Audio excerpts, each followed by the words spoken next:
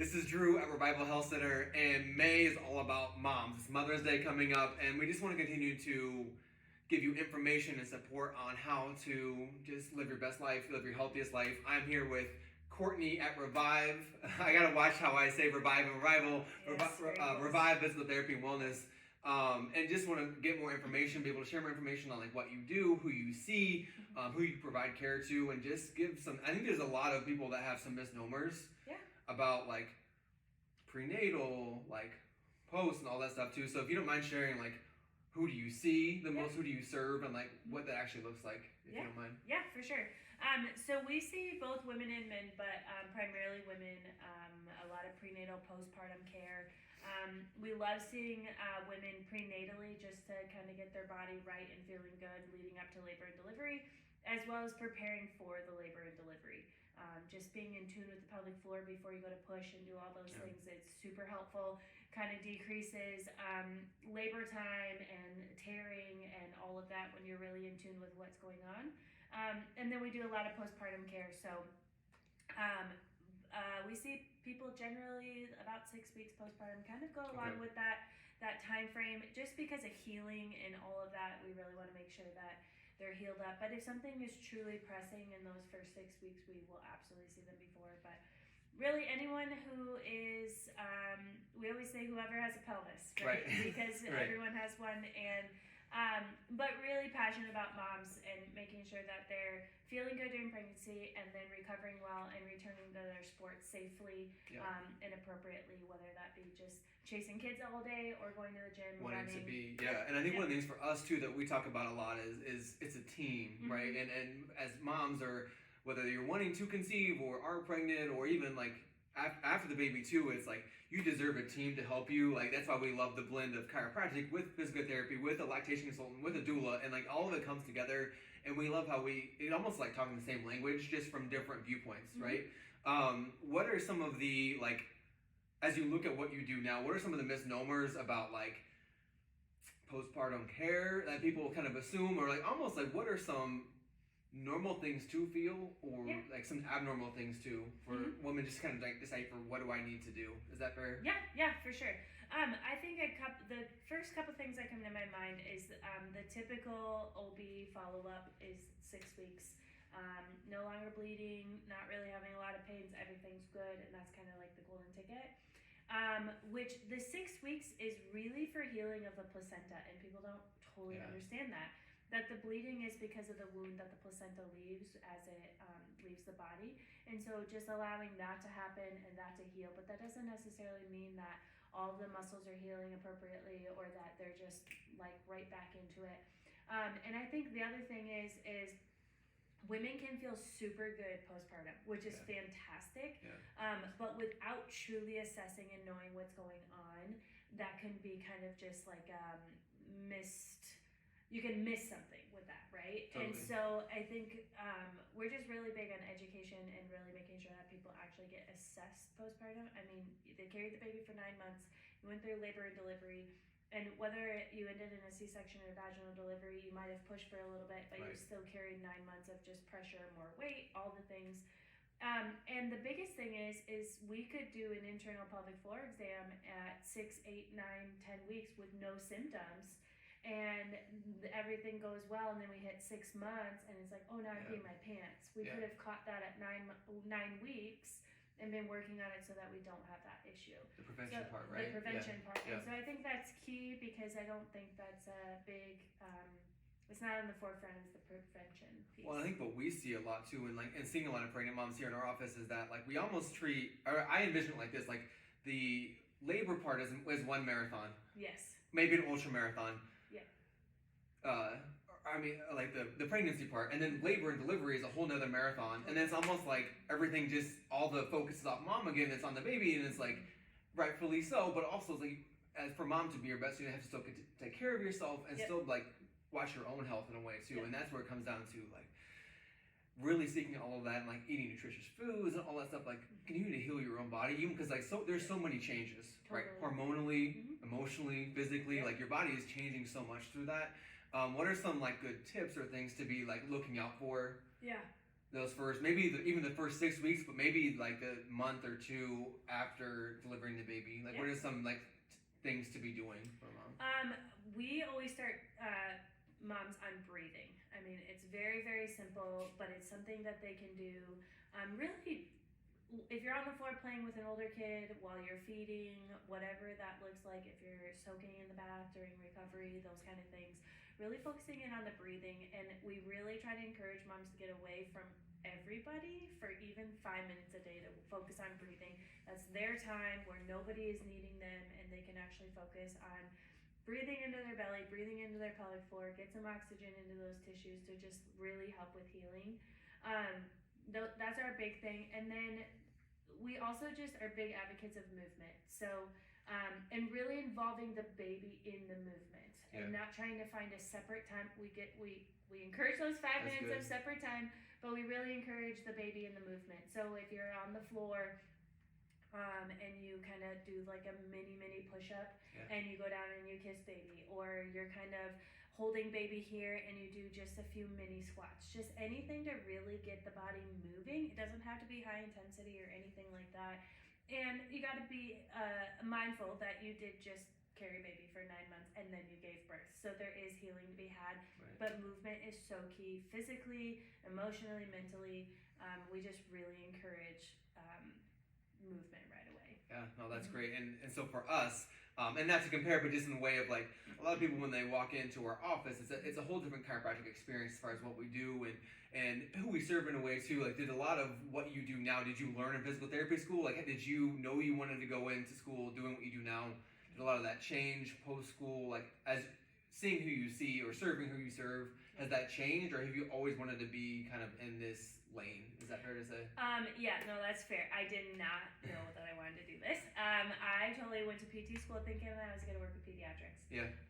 That was a really big no. I love kids. I love when the kids come into our office. But there's just something about working with adults for me that I've just really latched onto. And then it was after I became a mom myself, one of those journeys that I went through myself.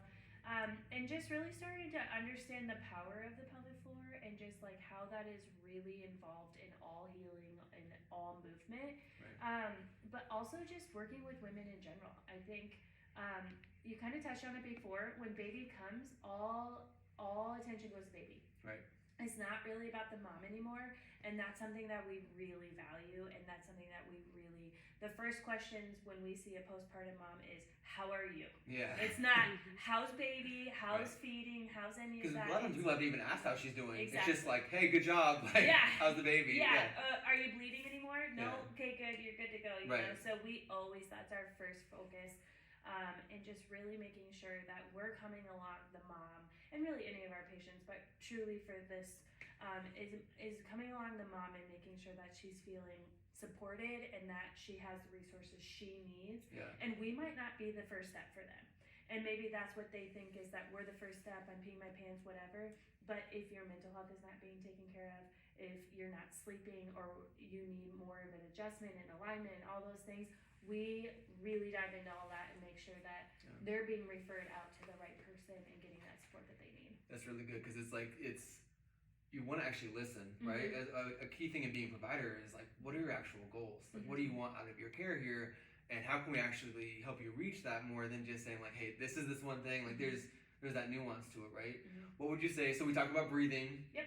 I think that like for some reason, and I don't know how this happened, but we moved into this point where it's like we talk about pelvic health and the idea of like what a mom should be doing. We just like say like, just do Kegels. Yeah. As if that is like just this huge Band-Aid. What are some actual, like, again, we want to focus on breathing. What are some things that mom can be doing as she wants to get back? Like, again, maybe she wants to be training for a half marathon, or she wants to do a CrossFit competition. But just in general, what are some things that mom can be doing to, like, help herself through that time frame, too, as far as exercise and movement? Totally. I think, so I'm glad you brought up the Kegels. That's something that's actually getting really debunked in research and just treatment in general, because truly, if it's not a strength issue, the Kegels aren't going to help anything. Right. And without actually doing an internal pelvic floor exam, it's really hard to determine, is it tightness, is it weakness, is it lack of coordination, all of those things. And so without knowing those things, the biggest things for the pelvic floor, I would say for women, but also people in general, is working on the breathing with the pelvic floor. So being able to control that when you breathe in, you're actually relaxing the pelvic floor, and when you breathe out, you're actually engaging the pelvic floor. And that's more of coordination more than it is a strength thing. Yeah. And then just trying to identify throughout the day, like, what is happening with the pelvic floor. Am I tightening? Am I relaxing? Am I able to coordinate that appropriately? But I also think there's a misconception that the pelvic floor is a voluntary muscle, and we train it with voluntary control, but it's actually involuntary. So the pelvic floor should be able to kick on when the brain is anticipating movement.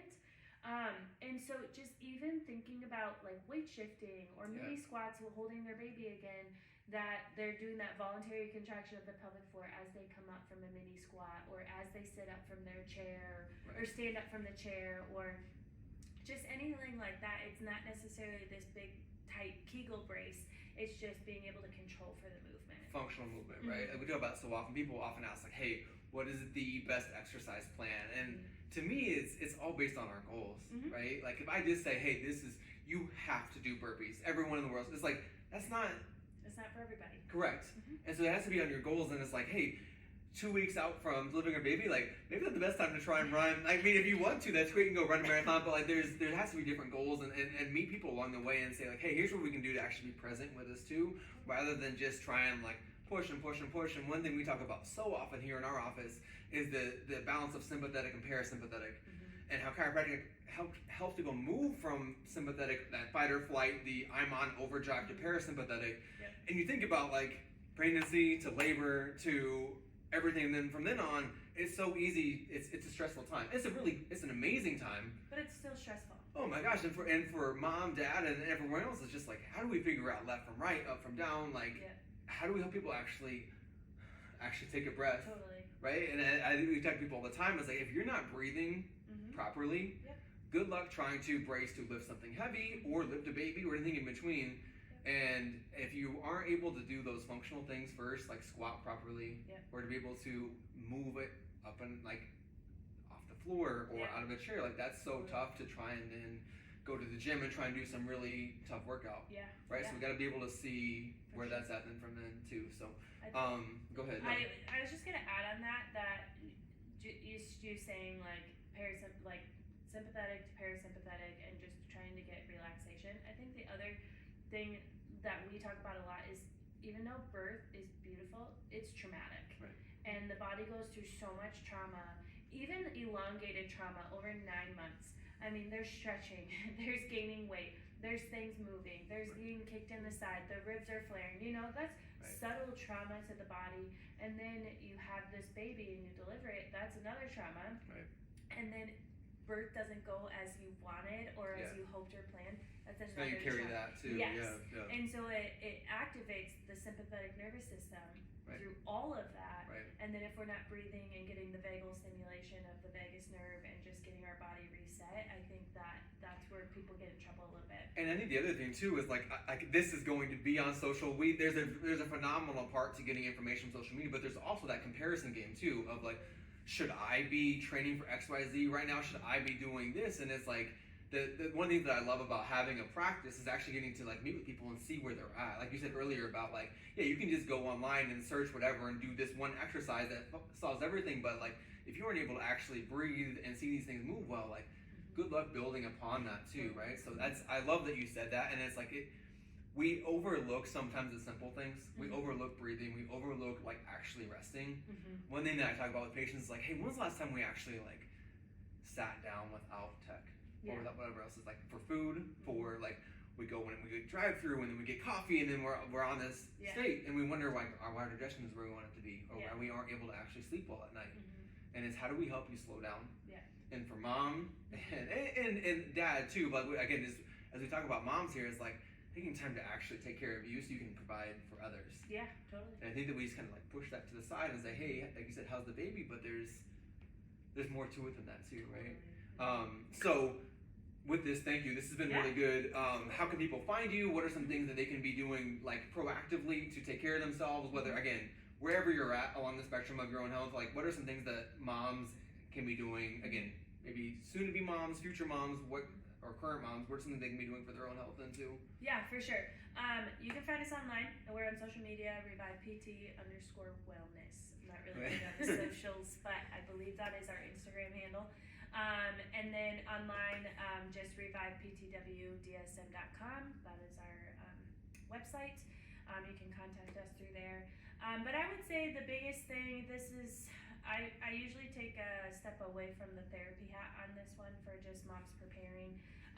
Is one, if they're preparing their prenatal or they're early on, or even if they're like ready to pop in about a month, I always just encourage them to do their education. Yeah. Do your education. Who are the providers out there? What do they offer? What do they stand for? It's okay that if you're halfway through a pregnancy and you decide you don't like your provider, it's okay to change. And I will say I didn't know that even when I was going through it the first time 5 years ago now. Wow. And so that's my biggest thing. Like you said from the beginning, creating that team, finding providers that match with your just your values and your vision and stuff like that. Whether be informed, right? Because I think so often is that like we feel like we have to do something. And in reality, like, no, it's, you have every right to ask questions. Totally. To see like what their goals are for you and actually be able to share your goals too as a person, right? So sorry, I'm gonna take No, I think that's great. And I think too, just being able to advocate for yourself. So if you're educated and then you get into the situation, you can really advocate for yourself. If you don't like, if you're feeling uneasy about something that you're told or how they're caring for you, all those things.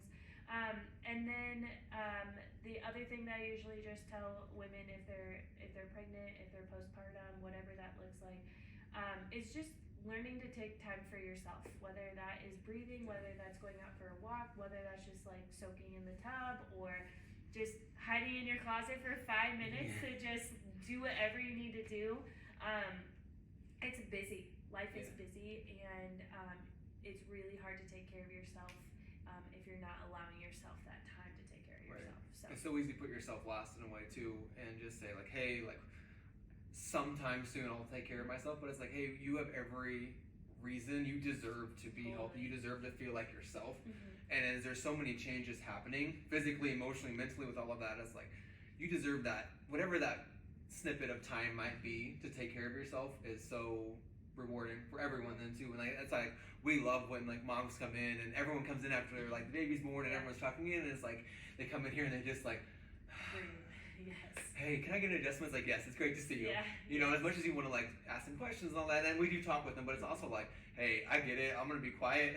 Yep. For sure. We'll be able to like allow you to just breathe here for a second too. So thank you. Happy Mother's Day. Yes, this is fun to be able to get more information on this. How can you best serve people? Creating a team, right? Everyone deserves a good team behind them, and people cheering you on too, right? So thank you. Yes, thank you for having me.